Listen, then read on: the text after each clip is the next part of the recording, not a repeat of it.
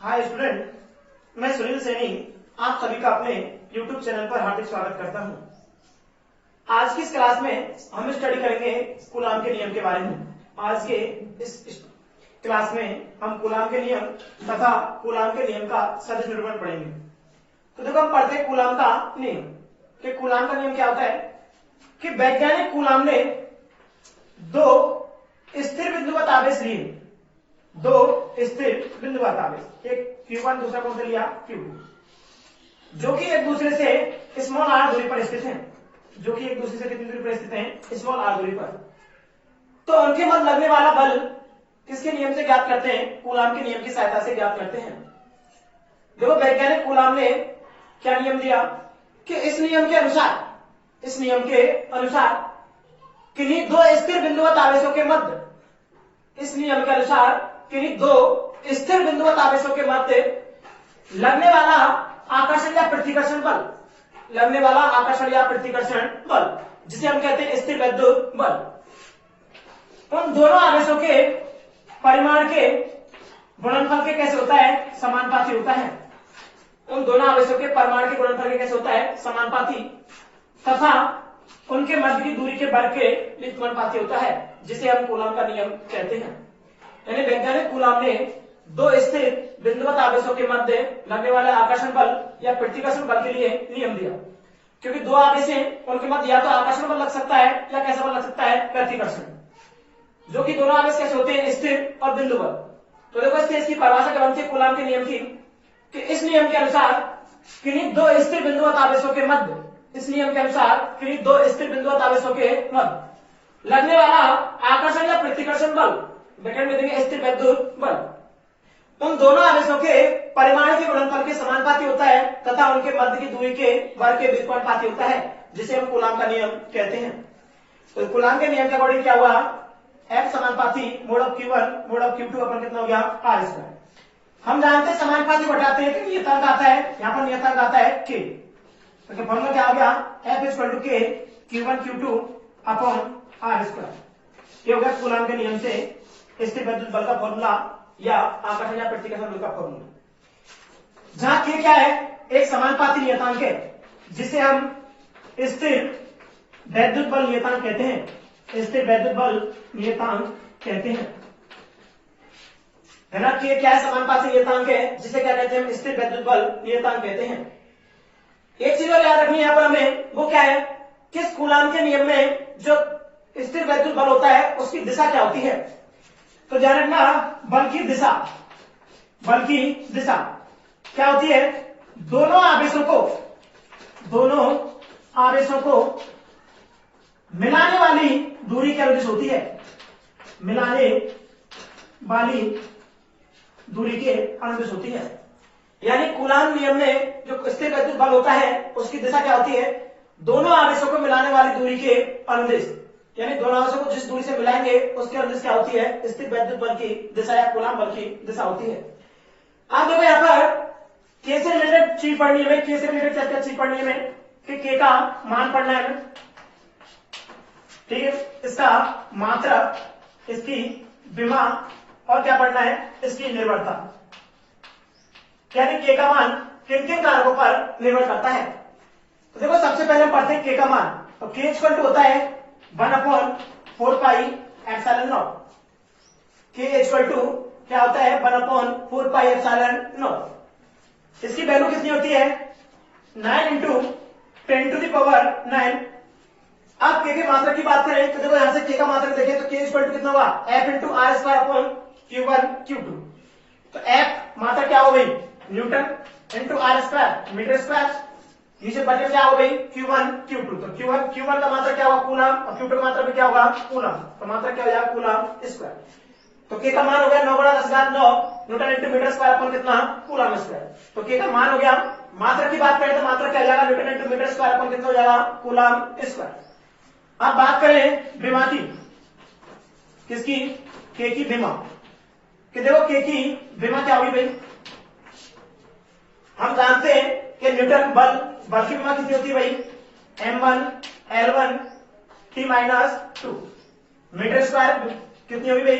L2 अपन coulomb square आवेश की विमा कितनी होती है A1 T1, इसका स्क्वायर कर दें तो देखो M1 और कहीं है नहीं तो कितनी होगी विमा इसकी M1, L1 एरा L2 गुणा हो जाएगा कितना हो जाएगा L3 T-2 और नीचे से जाएगा T2 तो कितना जाएगा T-4, आगे नीचे से कितना जाएगा A स्क्वायर तो कितना जाएगा भाई A-2, तो ये K की विमा होगी कितनी M1 L3 T-4 A-2, ये किसकी विमा आती है भाई K की। K का मान हो गया, K का मात्रक होगी, K की अवयवी विमा और क्या पूछा K की निर्भरता। K की निर्भरता का मतलब है कि K का मान किन किन राशियों पर निर्भर करता है, K का मान किन किन राशि पर निर्भर करता है। तो देखते हैं यहाँ पर K स्क्वायर कितना है 1/4 पाई एप्सिलॉन नॉट, जहां पर एप्सिलॉन नॉट होती है वायु या निर्वात की विद्युतशीलता, एप्सिलॉन नॉट क्या होती है वायु या निर्वात की विद्युतशीलता। जो वायु या निर्वात की विद्युतशीलता होती है वो माध्यम की प्रकृति पर निर्भर करती है, वायु या निर्वात की विद्युतशीलता है वो किस पर निर्भर करती है माध्यम की प्रकृति पर। तो K की निर्भरता देखो, K की निर्भरता में क्या लिखते हैं हम कि K किन राशि पर निर्भर करता है। नंबर 1 माध्यम की प्रकृति पर, माध्यम की प्रकृति पर निर्भर करता है। दूसरा किस पर निर्भर करता है मापन की पद्धति पर, मापन की पद्धति पर या मात्रक की पद्धति पर, क्योंकि यदि यहां से हम एनकेएस पद्धति से मात्रक को सीजीएस पद्धति में चेंज करते हैं तो उसकी वैल्यू क्या जाती है चेंज। तो K का मान दो राशि पर निर्भर करता है, माध्यम की प्रकृति पर और दूसरा मापन या मात्रक की पद्धति पर निर्भर करता है। जो हमने पढ़े K के मान, उसके मात्रक, उसकी विमा और उसकी निर्भरता। इसके बाद हम पढ़ते हैं एप्सिलॉन नॉट जो वायु या निर्वात की विद्युतशीलता है उसका मान क्या होता है, उसका मात्रक क्या होता है और उसकी विमा क्या होती है। तो देखो एप्सिलॉन नॉट है वायु या निर्वात की विद्युतशीलता, उसकी वैल्यू कितनी होती है 8.85 इंटू 10⁻12। इसका मात्रक क्या होता है coulomb square upon newton into metre square. इसका मात्रक क्या होता है भाई coulomb square upon newton into metre square. अब बात करें इसके मात्रक की, तो मात्रक क्या होगा एप्सिलॉन नॉट का coulomb square upon newton into कितना जाता है मीटर स्क्वायर। अब बात करें विमा की, तो विमा तो देखो यहाँ पर जो एप्सिलॉन नॉट का मात्रक होता है coulomb square upon newton into metre square, वो क्या होता है जो K का मात्रक होता है उसका क्या होता है उल्टा होता है। तो अभी हमने पढ़ी थी K की विमा, कि K की विमा क्या थी भाई M1 कितनी थी अपने पास L3 T-4 और कितनी थी A-2। इसका क्या कर देते हैं उल्टा, क्योंकि मात्रक उल्टा हो रहा है तो विमा भी क्या जाएगी उल्टी। इसका मतलब क्या है जो वैल्यू प्लस में है उसको माइनस में कर दो, माइनस वाली वैल्यू किस में कर देते हैं प्लस में। तो इसकी विमा कितनी जाएगी एप्सिलॉन नॉट की M-1 L-3 T4 और कितनी आती है A2। ये किसकी विमा आती है एप्सिलॉन नॉट। ये हमने पढ़े एप्सिलॉन नॉट का मान हो गया, ये उसका मात्रक हो गया, क्या हो गया विमा। तो हमने ये कूलाम का नियम था। अब जब उसके बाद हम देखते हैं कि कूलाम का नियम यानी वायु या निर्वात में दो आवेश स्थित हैं, किसमें भाई वायु या निर्वात। वायु या निर्वात में दो आवेशों के मध्य बल, दो आवेशों के मध्य बल। देखो वायु या निर्वात में दो आवेशों के मध्य स्थिर विद्युत बल कितना होता है भाई F बराबर K की जगह कितना देते हैं 1/4 पाई एप्सिलॉन नॉट और कितना होता है Q1 Q2 पर कितना R स्क्वायर। इसको देते समीकरण नंबर फर्स्ट। ये हो जाता है वायु या निर्वात में दो आवेशों के मध्य चले जाए उनके पास बल। अब निकालते हैं यदि कोई माध्यम में से दो आवेशों के मध्य तब बल कितना होगा। तो यदि भाई माध्यम में स्थिर विद्युत बल, देखो माध्यम में स्थिर विद्युत बल है, माध्यम में दो आवेशों के मध्य बल क्या होता है उसको व्यक्त करते हैं FM से, यानी मीडियम हो गया माध्यम, इसने किसी व्यक्त कर दिया FM से। इक्वल होता है 1/4 पाई एप्सिलॉन M। क्या हो गया नॉट की जगह कितना कर दिया M माध्यम आ गया और क्या होगा भाई Q1 Q2 अपन कितना R स्क्वायर। एक चीज हम जानते भाई परावैद्युतांक पढ़ा हमने, परावैद्युतांक। देखो परावैद्युतांक के क्या होता है या अपेक्षित विद्युतशीलता होती है epsilon R equal to formula क्या होता है epsilon M upon epsilon not. हमने पढ़ा परावैद्युतांक एप्सिलॉन R इक्वल टू क्या होता है epsilon M upon epsilon not, यानी किसी माध्यम में विद्युतशीलता तथा वायु या निर्वात की विद्युतशीलता के अनुपात को क्या कहते हैं, हम परावैद्युतांक कहते हैं। यहां से यदि हम एप्सिलॉन एम की वैल्यू निकालते हैं तो कितनी हो जाएगी भाई, एप्सिलॉन नॉट एप्सिलॉन आर। ये वैल्यू पुट करते हैं इसके अंदर तो देखो एफ एम इक्वल टू कितना हो जाएगा भाई, 1/4 pi epsilon not epsilon R Q1 Q2 upon R square. इसको देखते हैं समीकरण नंबर कितना, 2। समीकरण 1 और 2 से देखते हैं कि समीकरण 2 में क्या है, F M equal to 1/4 pi epsilon not epsilon R Q1 Q2 upon R square. तो इसमें 1/4 pi epsilon not Q1 Q2 upon R square जब कर देते हैं एफ, तो लिखिए समीकरण कैसे भाई, 1/2 से, समीकरण 1/2 से। देखो समीकरण 1/2 से क्या होता है भाई, F M equal to F upon कितना जाएगा, एप्सिलॉन आर। समीकरण नंबर 3।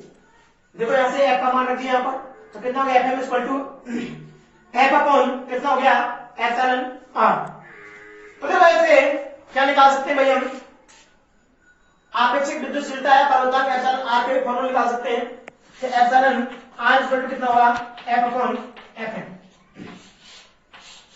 समीकरण दे इसको 4। तो इससे हम आपेक्षिक विद्युतशीलता या परावैद्युतांक की परिभाषा दे सकते हैं कैसे, ये एफ क्या होता है, बाह्य निर्वात में बल होता है, और एफ एम किस में होता है, किसी माध्यम में बल। तो किसी बाह्य निर्वात में स्थिर वैद्युत बल और किसी माध्यम में स्थिर वैद्युत बल के अनुपात को क्या कहते हैं, आपेक्षिक विद्युतशीलता या परावैद्युतांक कहते हैं। हमने पढ़ा कूलाम का नियम, उसका सूत्र, और क्या पढ़ा हमने, के मान, मात्रा, विभव और उसकी निर्भरता, एप्सिलॉन नॉट उसके मान, उसकी विभव पढ़ी हमने। उसके बाद हमने बाह्य निर्वात में बल निकाला, माध्यम बल निकाला, उनके बीच में क्या निकाला, संबंध। ये फॉर्मूला हमें काम आता है न्यूमेरिकल के लिए। कूलाम के नियम के बाद हम पढ़ते हैं कूलाम के नियम का सदिश निरूपण। कूलाम के नियम के बाद हम क्या पढ़ते हैं भाई, कूलाम के नियम का सदिश निरूपण। देखो कूलाम के नियम का सदिश निरूपण करने के लिए क्या करते हैं भाई, हम ये एक्स एक्सिस लेते हैं और ये क्या लेते हैं, वाई एक्सिस लेते हैं। ये एक्स, ये क्या हो गया भाई, वाई। ये मूल बिंदु लेते हैं ओ। अब देखो कूलाम का नियम होता है, हमने पढ़ा भी कि कूलाम का नियम किसके मत लगता है, दो स्थिर बिंदुवत आवेशों के मत। हमने कहा कूलाम का नियम किसके मत लगता है, दो स्थिर बिंदुवत आवेशों के मत। तो देखो कूलाम के नियम के लिए दो स्थिर बिंदुवत आवेश लेते हैं। यहां पर लेते हैं हम क्या, Q1, यानी एक बिंदुवत आवेश लेते हैं, दूसरा बिंदुवत आवेश यहां ले लेते हैं। एक Q1, दूसरा कौन सा हो गया, Q2। आप देखते हैं Q1 है, उसके मूल बिंदु O के सापेक्ष स्थिति सदिश कितना मान लेते हैं, R1 वेक्टर, तथा जो आवेश Q है, Q2 है, उसका मूल बिंदु O के सापेक्ष स्थिति सदिश कितना लेते हैं, R2 वेक्टर। हम जानते हैं कूलाम के नियम का सदिश निरूपण पढ़ रहे हैं, तो कूलाम के नियम में पढ़ा कि कूलाम के नियम में बल क्या होता है, दोनों आवेशों के गुणनफल के समानुपाती होता है और उनके मध्य की दूरी के वर्ग के कैसे होता है, व्युत्क्रमानुपाती। यानी क्या चाहिए हमें, उनके मध्य की दूरी। आप देखते हैं Q1 आवेश के कारण Q2 आवेश में बल कहां लगेगा भाई, दोनों प्लस है तो कहां लगेगा, बाहर Q।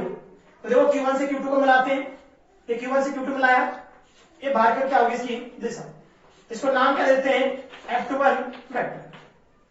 यानी Q1 के कारण Q2 पर बल कितना हो गया, F21 वेक्टर। दिशा देखते हैं भाई, Q1 से Q2 को मिलाते हैं।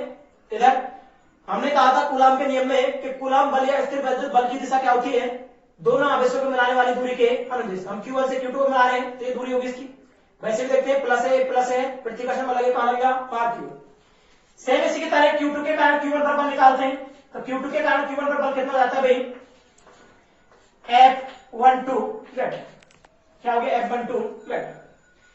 आप देखो यदि हम इस दूरी की बात करते हैं तो देखो यहां पर दूरी कि यदि Q1 से Q2 पर जाते हैं तो यहां पर दूरी लेते हैं R21 वेक्टर।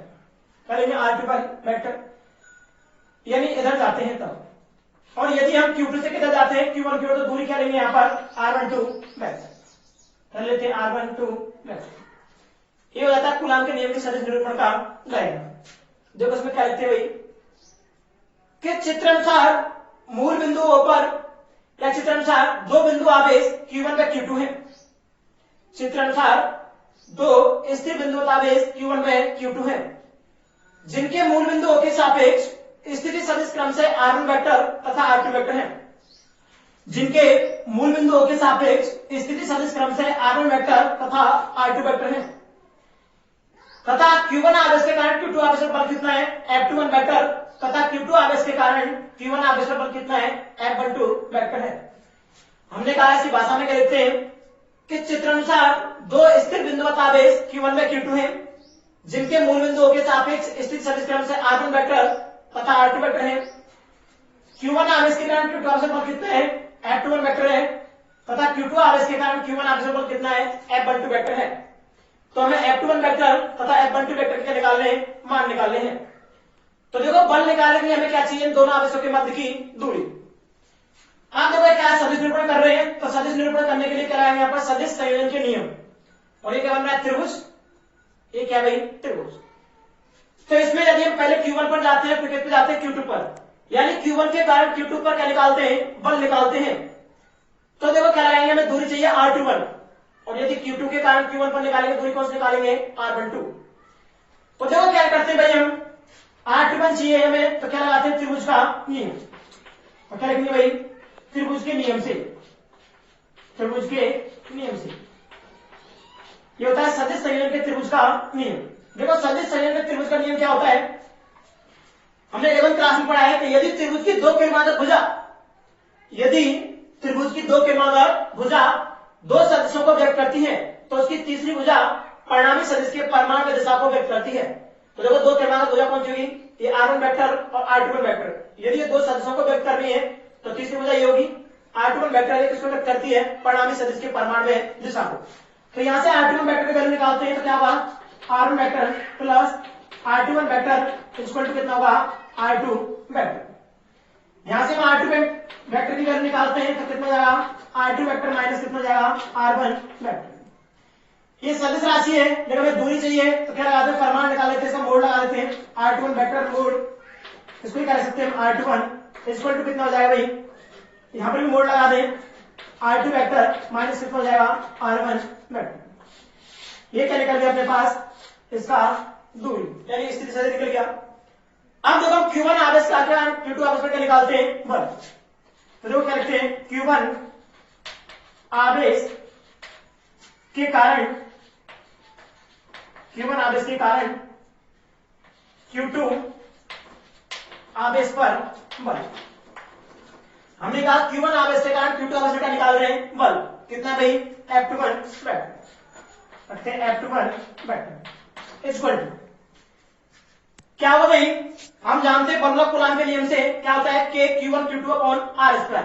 तो देखो K तो नियतांक होता है, K आवेश कितने, Q1 Q2, तो क्या लिखेंगे, Q1 Q2 अपॉन दूरी कितनी भाई, R21 वेक्टर, लेकिन मोड लेते हैं क्योंकि दूरी लेते हैं, तो R21 वेक्टर क्या हो जाएगा, मोड क्या हो जाएगा, स्क्वायर। हम यहाँ पर सदिश निरूपण पढ़ रहे थे, इसके सदिश निरूपण करने के लिए क्या करते हैं, एकांश स्थित सदिश के एकांश सदिश का क्या कर देते हैं, गुणा, क्योंकि एकांश सदिश की वैल्यू कितनी होती है, 1। अब देखो हम जानते हैं एकांश सदिश का फॉर्मूला क्या होता है, R21 cap equal to R21 vector upon कितना होता है, mode of R21 vector. Value रखते हैं R21 की, तो क्या आ जाएगा भाई, F21 वेक्टर इक्वल टू कितना जाएगा, K Q1 Q2 upon mod of, देखो R21 वेक्टर का स्क्वायर पहले से एक और आ जाएगा, कितना जाएगा, Q। तो मोड ऑफ R21 वेक्टर का क्या जाएगा, Q, और क्या जाएगा भाई, R21 वेक्टर। अपने पास देखो R21 वेक्टर की वैल्यू है और मोड ऑफ R21 वेक्टर की वैल्यू है, इन दोनों की वैल्यू रख देते हैं, नहीं लिखते हैं अपने पास नहीं, क्या इसको समीकरण देते हैं 1, देखिए समीकरण 1 से मान रखें, समीकरण 1 से मान रखें।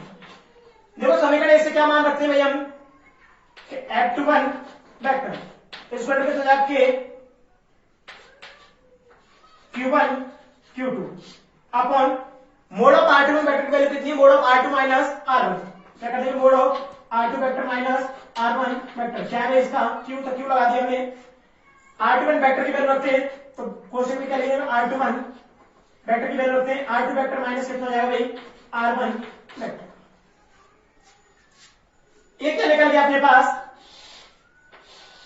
Q1 आवेश के कारण Q2 आवेश पर बल, Q1 आवेश के कारण क्या निकल गया, Q2 आवेश पर बल। इसी के तरह देखो सिमिलरली क्या निकालेंगे हम, Q2 आवेश के कारण Q1 आवेश पर क्या निकालेंगे, बल।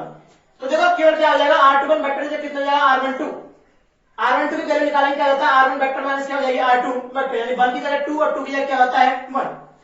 तो देखो इसके बाद निकालते हैं भाई क्या, Q2 आवेश के कारण Q1 आवेश पर बल। देखो Q2 आवेश के कारण Q1 आवेश पर कितना है, F12 वेक्टर। तो क्या हो जाएगा भाई, F12 vector equal to K Q1 Q2 upon कितना जाएगा भाई, mod of R1 vector minus R2 vector का क्या हो जाएगा Q, और क्या हो जाएगा R1 vector minus R2 vector. समीकरण कितना है इसको, 3। समीकरण कितना हो गया भाई, 3। अब देखो समीकरण 2 से और 3 से यदि समीकरण 2 में माइनस का गुणा कर देते हैं तो क्या हो जाएगा, यहाँ पर R2 वेक्टर माइनस कितना हो जाएगा R1 वेक्टर। तो क्या लिखेंगे भाई, समीकरण 2 में 3 से। देखो समीकरण 2 में 3 से क्या हो जाएगा, F21 वेक्टर बराबर कितना होगा, माइनस के F12 वेक्टर। समीकरण कितना हो गया भाई, चलो देखो सर भाई, हम कूलाम के नियम का सदिश निरूपण पढ़ रहे थे, तो उसके लिए हमने दो स्थिर बिंदु आज लिखे Q1 और Q2, जिनके मूल बिंदुओं के सापेक्ष स्थिर सदिश माने में R1 vector R2 vector, Q1 आवेश के कारण Q2 आवेश बल कितना था F21 वेक्टर, तथा Q2 के कारण Q1 पर बल कितना था F12 वेक्टर। तो हमें दूरी निकालेंगे, क्या लगाया, त्रिभुज का नियम। ये त्रिभुज का नियम लगाया कि हमने कहा है दो किनारे भुजा है, यदि दो सदिशों को व्यक्त करती है तीसरी भुजा किसको व्यक्त करेगी, परिणामी सदिश के परिमाणीय दिशा को। तो हमने लिखा त्रिभुज के नियम से R1 vector plus R21 vector equal to कितना हो गया R2 वेक्टर। हमें दूरी चाहिए थी R21 वेक्टर की, तो R21 वेक्टर इक्वल टू कितना हो गया R2 vector minus R1 vector. यहां से हमने इसकी दूरी निकालेंगे, इसका परिमाण निकाला, क्योंकि दूरी अदिश राशि है तो मोड़ लगा दिया हमने। तो mod of R21 vector equal to कितना हो गया R21, इसको R21 लिख सकते हैं इक्वल टू, इधर में क्या लगा दिया हमने मोड। इसको समीकरण नंबर दे दिया हमने 1। Q1 आवेश के कारण Q2 आवेश वेक्टर निकाल रहे हैं बल। सबसे पहले हम Q1 आवेश के कारण Q2 आवेश वेक्टर निकाल रहे हैं बल। तो हम जानते हैं कूलाम के नियम से कि बल का फॉर्मूला क्या होता है, F equal to K Q1 Q2 upon R square. तो देखो Q1 के कारण Q2 पर बल कितना है F21 इक्वल टू, हम जानते हैं K Q1 Q2, क्योंकि आवेश दोनों Q1 Q2 ही है, तो क्या फॉर्मूला होगा K Q1 Q2 अपन R स्क्वायर होता है, दूरी कितनी है R21, मोड़ लगा दिया, मोड़ ऑफ R21 वेक्टर क्या हो गया स्क्वायर। सदिश निरूपण कर रहे हैं इसलिए क्या लगा दी, इसका एकांक सदिश कितना लगा दिया R21 कैप। हम जानते हैं एकांक सदिश का फलन होता है सदिश बटे परिमाण। तो R21 कैप इक्वल टू कितना हो गया R21 वेक्टर अपन कितना हो गया मोड ऑफ R21। यहां से हमने R21 कैप की वैल्यू रख दी, ये फॉर्मूला आगे अपने पास स्क्वायर पहले से एक और आगे मोड कितना हो गया Q। अपने पास मोड ऑफ R21 वेक्टर की वैल्यू भी है और R21 वेक्टर की वैल्यू भी है, वैल्यू रख दी समीकरण 1 से। तो फॉर्मूला आगे अपने पास F21 equal to K Q1 Q2 upon mod of R2 vector minus R1 vector, क्या हो गया Q R2 वेक्टर माइनस कितना आ गया R1 वेक्टर। अब देखो जैसे हमने Q1 के कारण Q2 पर निकाला, सिमिलरली